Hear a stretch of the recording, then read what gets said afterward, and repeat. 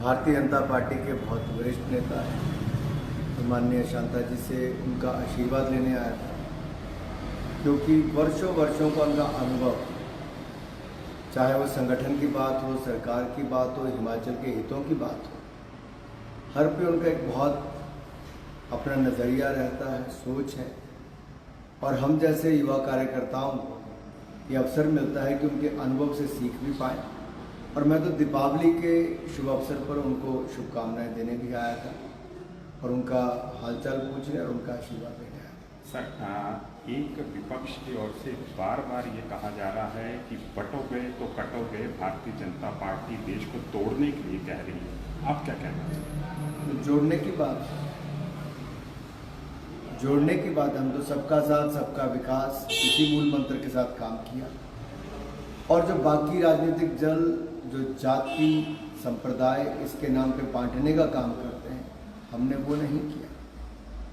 हमने तो, अगर आप 10 साल मोदी सरकार के देखेंगे तो 25 करोड़ से ज़्यादा गरीब लोगों को गरीबी रेखा से बाहर लेकर आए।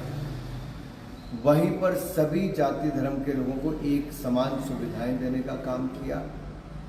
और जो लोग आज जाति जाति जाति करने का काम करते हैं, उनको भी एक कड़ा संदेश किया है कि देश फटेगा नहीं, एकजुट होकर आगे बढ़ेगा। ठाकुर साहब, प्रदेश की सरकार जो है आए दिन नया फतवा जारी करती है हर चीज़ को बंद करने का, और सबसे बड़ी बात आती है साक्षरता की। स्कूलों को बंद किया जा रहा है और अभी एक फरमान हो गया कि जिसके 25 से ऊपर बच्चे नहीं होंगे उस सीनियर सेकेंडरी स्कूल को डिमोट कर दिया जाएगा। तो ये शिक्षा का स्तर सरकार गिरा रही है, केंद्र सरकार इसके ऊपर, या आपका क्या कहना है? देखिए, राज्य की सरकार पिछले 2 वर्षों में दे तो कुछ नहीं पाई, वापस लेने का काम बहुत किया है। भाजपा की सरकार में दिए गए संस्थानों को बंद किया।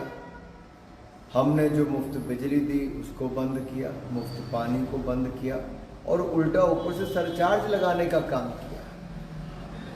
तो ऐसे हालात तो हमने किसी सरकार में आज तक हिमाचल में नहीं देखे कि दिया तो कुछ नहीं, वापस लेने का काम बहुत किया है। और जहाँ तक शिक्षा की बात है, हिमाचल, केरल और हिमाचल देश के 2 राज्य ऐसे हैं जो साक्षरता दर में अव्वल स्थान पर आते थे।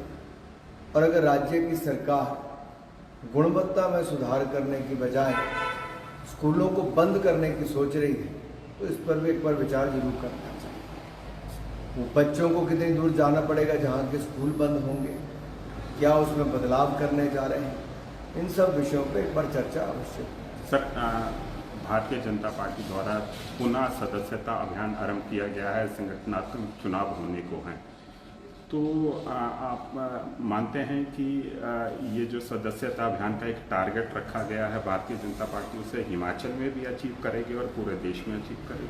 देखिए, भारतीय जनता पार्टी ने 16.5 लाख सदस्य बनाने का लक्ष्य हिमाचल प्रदेश में रखा है। 15 लाख से ज़्यादा सदस्य हम बना चुके हैं। बहुत शानदार काम यहाँ भारतीय जनता पार्टी के कार्यकर्ताओं ने किया है। सदस्यता अभियान तेजी से हुआ और अब सक्रिय सदस्य बनाने का काम शुरू हुआ।